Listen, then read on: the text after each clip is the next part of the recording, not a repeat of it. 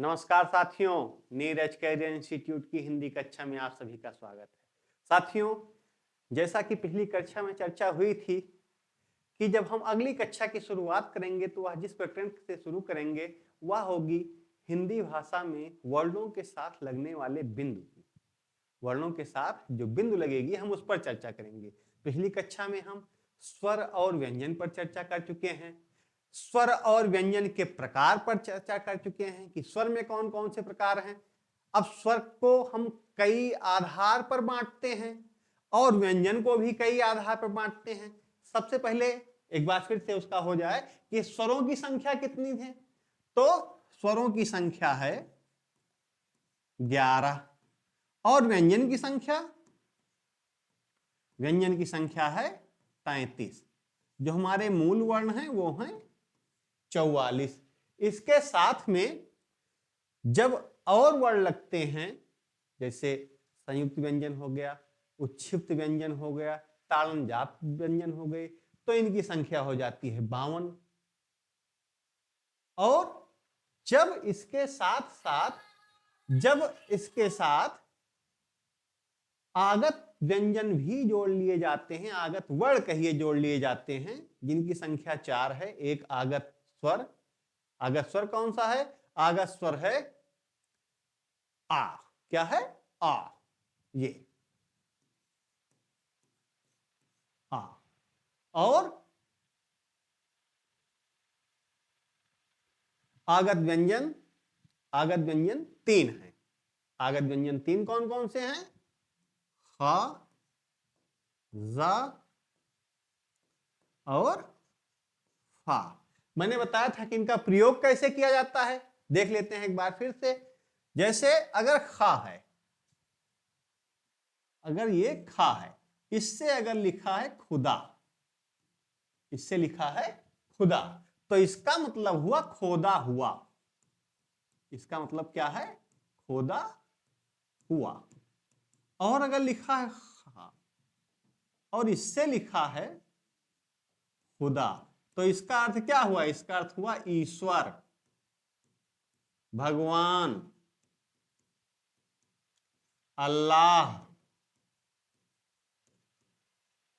दोनों में अंतर हुआ। अगर जा, इन दोनों को पहले ही बताया गया है। जा से जैसे जरा, जरा का अर्थ क्या हुआ? बुढ़ापा। जरा का अर्थ हुआ बुढ़ापा। और जा का अर्थ क्या हुआ? अगर यहां हम भी लिखें इसी ऐसे ही, जरा, जरा का अर्थ हुआ थोड़ा सा। किसी भी सामान की थोड़ी सी जो मात्रा होगी उसे हम जरा कहते हैं। किसी को अगर बुलाना हुआ कम समय के लिए तब भी हम कहते हैं जरा इधर आइए। मतलब आपसे बहुत कम समय के लिए हमें बात करनी है, उसके लिए हम कहते हैं जरा। अब फा देखिए कैसे असर डालता है। अगर लिख दिया गया फा और इससे लिख दिया गया फन, ये सांप के फण की बात हो रही है, सांप का फण। लेकिन अगर लिख दिया गया ये फा से नुक्ता लगाकर अगर हम लिखेंगे फन, तो यहां फन से तात्पर्य हमारा हुनर से है, किसी व्यक्ति के हुनर से है ये फन। इसी से बना है, इसी फन से बना है हरफन मौला। हरफन मौला शब्द जो बना है उसमें यही फन प्रयोग हुआ है। हर माने सब, फन माने जिसके पास हुनर हो। मौला वो आदमी जिसके पास सभी हुनर हो, वो क्या है? हरफन मौला है, ऑलराउंडर। अब हम आते हैं अपने आज के प्रकरण पर। हमारा आज का प्रकरण है हिंदी वर्णों के साथ बिंदु का प्रयोग। अब हिंदी वर्णों के साथ हम बिंदु का प्रयोग कैसे करते हैं? तो देखिए, 4 तरीके से हिंदी वर्णों के साथ बिंदु का प्रयोग किया जाता है। एक ऊपर, एक पीछे की तरफ, एक आगे की तरफ और एक नीचे की तरफ। और हम जानते हैं कैसे प्रयोग होता है। उसके पहले हम ये जाने कि ये जो लाइनें खींची हैं ये लाइनें क्या हैं। अब ये देखिए, इस रेखा को कहा जाता है, जो ऊर्ध्वाधर रेखा है, शिरोरेखा। क्या कहा जाता है इसको? इसको कहा जाता है शिरोरेखा। शिरोरेखा से तात्पर्य हमारा है शीर्ष की रेखा, शीर्ष की रेखा, अर्थात वह रेखा जो किसी वर्ण के ऊपर खींची जाती है। अब शिरोरेखा के भी अपने नियम हैं, किसी वर्ण पर शिरोरेखा कैसे खींची जाएगी इसके नियम हैं। जैसे जो वर्ण ऊपर गोला बनाते हैं उनके ऊपर गोले भर के ऊपर शिरोरेखा कभी नहीं खींची जाएगी। कौन कौन से? जैसे सा, यहां से धा, भा, था, ऐसे। देखिए छूट गया ना, जो गोल वाला हिस्सा है उसके ऊपर कहीं शिरोरेखा नहीं खींची जाएगी। सा ऐसे नहीं लिखा जाएगा, धा ऐसे कभी नहीं लिखा जाएगा। ये सा गलत है, ये धा गलत है। जब भी लिखा जाएगा सा के ऊपर हमें शिरोरेखा खींचनी है, ऐसे खींची जाएगी। सा के ऊपर शिरोरेखा खींची गई, धा के ऊपर धा लिखे, ये है हमारा धा। और इस लाइन को कहा जाता है, ये हमारी शिरोरेखा हो गई, और जो ये पंक्ति है इसे कहा जाता है खड़ी पाई। इसे कहा जाता है खड़ी पाई। ये हमारी शिरोरेखा हो गई और ये हमारी खड़ी पाई हो गई।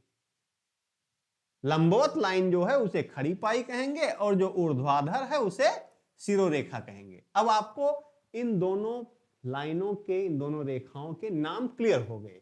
अब हम बढ़ते हैं बिंदु पर। बिंदु का प्रयोग कैसे होगा और बिंदु कैसे लगाए गए हैं, इनका असर देखिए। पहले अनुस्वार पर बात करते हैं। इस बिंदु को अनुस्वार चिन्ह कहते हैं। इस बिंदु को अनुस्वार चिन्ह कहते हैं। अनुस्वार वर्ण कौन सा है? अनुस्वार वर्ण है, देख लीजिए अनुस्वार वर्ण क्या है। ये है क्या? अनुस्वार। इसको मिटा दीजिए, हिंदी लगी है ना। इसका प्रयोग पहले केवल स्वरों के साथ ही किया जाता था, व्यंजनों के साथ अनुस्वार चिन्ह का प्रयोग नहीं किया जाता था। व्यंजनों के साथ जो उनके पंचमाक्षर होते थे उनका प्रयोग किया जाता था, लेकिन अब इसका प्रयोग व्यंजनों के साथ भी किया जाता है। और व्यंजनों के साथ किए जाने के कारण अब ये आधा ना और आधा मा दोनों का काम करता है। जैसे संबंध। अब यहां पर जो ये बिंदी है ये काम कर रही है आधा मा की, और जो ये बिंदी है ये काम कर रही है, ये बिंदु काम कर रहा है आधा ना का। जबकि पहले संबंध अगर हमें लिखना होता तो हम ऐसे लिखते, संबंध। कैसे लिखते? ऐसे, स आधा मा, ब आधा ना और धा, ऐसे लिखते। लेकिन अब हम संबंध कैसे लिख देते हैं? अब हम लिख देते हैं ऐसे। ये भी सही है, ये भी सही है, क्योंकि अब कह दिया गया कि आप ऐसे लिखिए, तो कोई इसमें गलत नहीं है। तो हमारे ये बिंदु है अनुस्वार चिन्ह, और इसे हम ऐसे प्रयोग में लाते हैं। इसे हम वर्णों के ऊपर लगाते हैं। इसका प्रयोग कभी कभी आधे मां के तौर पर होता है और कभी कभी आधे ना के तौर पर इसका प्रयोग हम करते हैं। अब देखिए दूसरा है पंचमाक्षर। दूसरा है पंचमाक्षर। पंचमाक्षर क्या है? का वर्ग का पांचवां अक्षर। का वर्ग का पांचवां अक्षर, ये अंगा, ये है पंचमाक्षर। क्या है? पंचमाक्षर। केवल किसका? ये किस वर्ग का है? का वर्ग का। किस वर्ग का? का वर्ग का है। ये का वर्ग का पंचमाक्षर है। केवल यही एक वर्ण के साथ में ये बिंदी का प्रयोग होगा और किसी के साथ में इस बिंदु का प्रयोग नहीं होगा। और जो आप देखते हैं, अगर आपके मन में कोई शंका हो कि ये, तो ये जो है ये आप छोटा ही बनाते हैं, देखे होंगे, ये लाघव चिन्ह है। ये क्या है? ये लाघव चिन्ह है। जब चर्चा होगी विराम चिन्हों पर तब हम लाघव चिन्ह पर विस्तार से चर्चा करेंगे। अभी तो आप ये देख रहे हैं कि वर्णों के साथ में बिंदुओं का प्रयोग कैसे किया जाता है। तो हमारा पंचमाक्षर क्या है? ये अक्षर है। केवल यही एक वर्ण के साथ में हम इस बिंदु का प्रयोग करते हैं और वर्णमाला में किसी भी बिंदु के साथ इसका, किसी भी वर्ण के साथ इसका प्रयोग, इस बिंदु का प्रयोग नहीं किया जाता है। और हम आते हैं तीसरे पर अपने, ताड़न जात। क्या है ये? ताड़न जात चिन्ह। टा वर्ग के तीसरे और चौथे वर्ण। टा वर्ग मतलब टा, ठा, डा, ढ, ड़ा। अब इसमें तीसरा वर्ण क्या है? डा। और चौथा वर्ण ढा।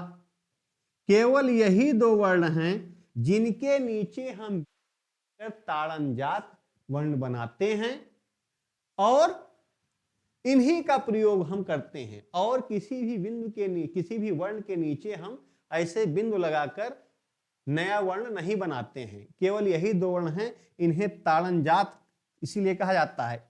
ताड़न जात ये चिन्ह है और इन वर्णों को ताड़न जात वर्ण कहा जाता है। ताड़न जात वर्ण, इन्हीं को कहा जाता है फेंका हुआ वर्ण। क्या कहा जाता है?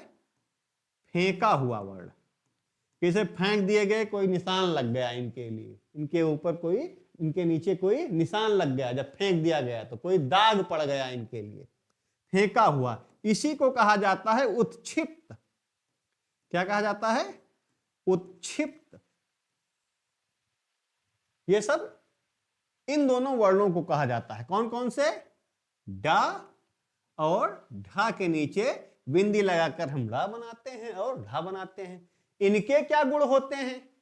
इनके गुण ये होते हैं कि कभी भी ड़ा या ढा से किसी भी शब्द की शुरुआत नहीं होती।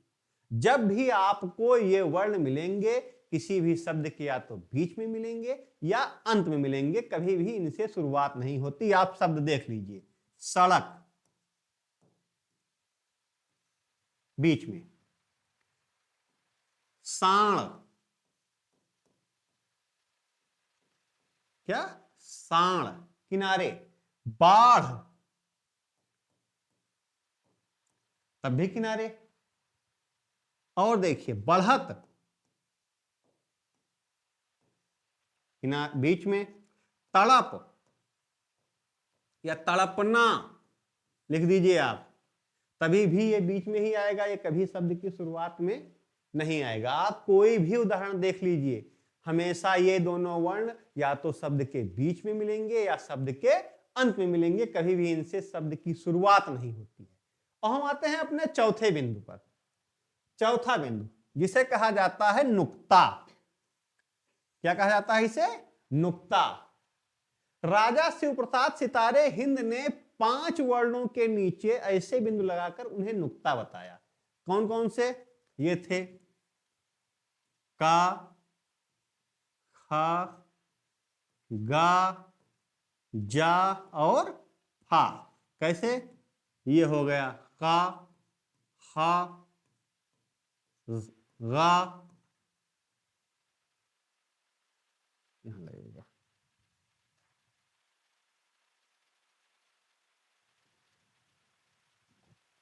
कहां कहां लगेगा? ये ऐसे, का से ऐसे बनेगा, खा,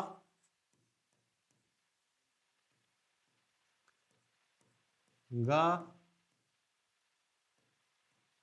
घा दोबारा लग ही गया, घा, ये जा, चौथा था जा और फा। लेकिन जिन वर्णों को हमारी एनसीईआरटी ने, हमारी संस्था ने मान्यता दी है वो हैं खा, जा और फा। का और गा को एनसीईआरटी ने मान्यता नहीं दी है। अब कितने हैं? खा, जा और फा। खा, जा और खा, जा और फा, इनका उच्चारण थोड़ा अलग होता है। खा, जा, फा से इनका उच्चारण अलग होगा, इनका उच्चारण होगा खा, जा और फा। ठीक, इनसे अभी मैंने पहले इसी क्लास में चर्चा की कि इनका प्रयोग कैसे किया जाता है और इनका उच्चारण किया कैसे जाता है। जैसे खा से खबर, खबरदार,